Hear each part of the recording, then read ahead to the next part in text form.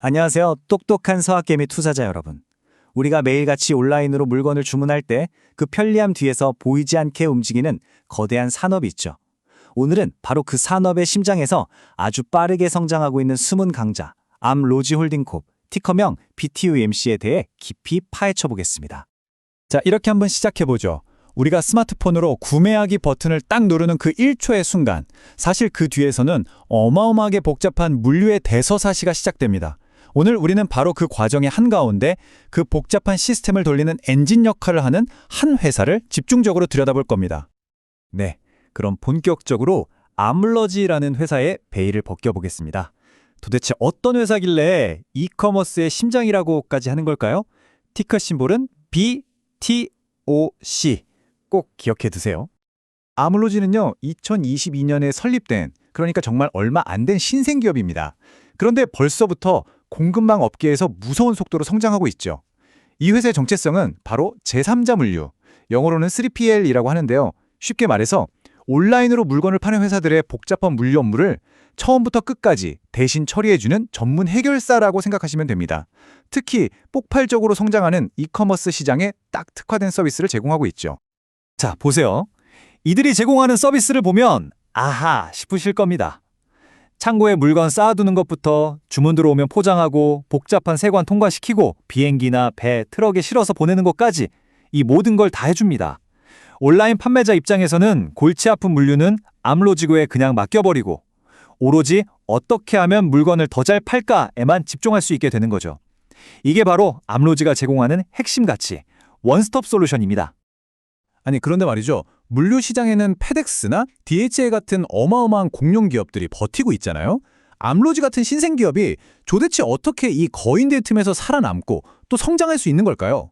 자, 이제 그들만의 생존 전략, 바로 비즈니스 모델과 경쟁 우위를 살펴보겠습니다. 바로 이겁니다. 여기에 암로지의 아주 영리한 전략이 숨어 있어요.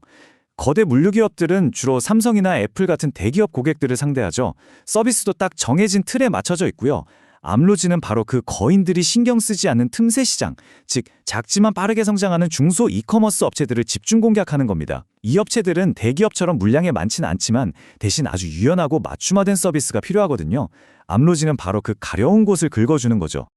암로지의 가장 큰 무기는 아시아, 특히 중국의 수많은 공급 업체들과 미국 시장을 촘촘하게 연결하는 이 크로스보더 네트워크입니다. 그런데요, 이게 바로 양날의 검이 되기도 합니다. 왜냐하면 이 네트워크에 의존한다는 건 반대로 말하면 미중 무역 갈등 같은 글로벌 공급망에 문제가 생기거나 관세가 오르거나 함구가 마비되면 그 충격을 그대로 다 받을 수밖에 없다는 뜻이거든요. 기회와 리스크를 동시에 안고 있는 구조인 셈이죠. 자, 그럼 이제부터가 진짜 중요합니다. 이 회사의 건강 상태를 확인해 볼 시간이죠. 바로 숫자, 재무제표를 들여다보겠습니다. 암로지의 재무제표는 성장이라는 빛과 비용이라는 그림자가 어떻게 팽팽하게 줄다리기를 하고 있는지 아주 극명하게 보여줍니다. 자, 이 숫자 좀 보세요. 지난 1년간의 매출이 무려 1억 8,500만 달러, 우리 돈으로 환산하면 대략 2,500억 원이 넘는 엄청난 금액입니다. 다시 한번 생각해 보세요. 2022년에 설립된 이제 겨우 3년 차에 접어든 회사가 만들어낸 매출입니다. 이 숫자 하나만으로도 이 회사의 성장세가 얼마나 폭발적인지, 시장을 얼마나 빠르게 장악해가고 있는지 느낄 수 있습니다. 그런데 말이죠. 우리 투자자들은 여기서 절대 흥분을 멈추고 냉정함에 한 걸음 더 들어가 봐야 합니다. 이 눈부신 매출이 과연 진짜 남는 장사로 이어지고 있을까요? 매출이 높다고 해서 항상 이익이 나는 건 아니잖아요? 바로 이 표에 이 회사가 겪고 있는 성장통이 고스란히 담겨 있습니다. 왼쪽을 보면 매출은 작년보다 20% 넘게 늘었죠. 성장하는 건 확실합니다. 하지만 오른쪽으로 시선을 옮겨보면 문제가 보입니다. 총 마진, 즉 매출에서 원가를 뺀 이익률은 계속 줄어들고 있고요. 결국 주당 순이익 EPS와 순이익은 마이너스, 즉 적자 상태입니다. 아주 쉽게 말해서 장사는 정말 잘 되는데 인건비나 기름값 같은 비용이 너무 많이 올라서 벌어들이는 돈보다 나가는 돈이 더 많다는 뜻입니다. 그래서 오늘이 정말 중요한 날입니다. 바로 오늘 2025년 회계연도 전체 실적이 발표되거든요. 전 세계 투자자들은 이 회사가 과연 매출 성장세를 유지하면서 동시에 이 골치 아픈 비용 문제를 해결하고 수익성을 개선할 수 있을지 그 증거를 찾기 위해 눈에 불을 켜고 지켜볼 겁니다. 오늘 발표가 이 주가의 단기적인 방향을 결정할 가장 중요한 분수령이 될 겁니다.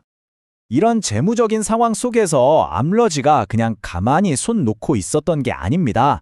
올해 들어서 아주 전략적으로 바쁘게 움직여 왔습니다.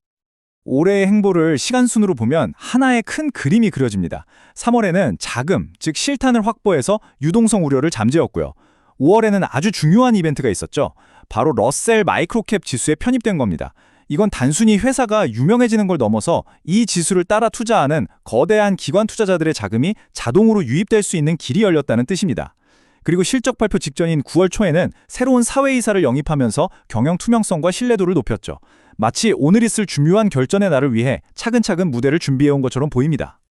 자, 그럼 이 모든 조각들을 한번 맞춰볼까요?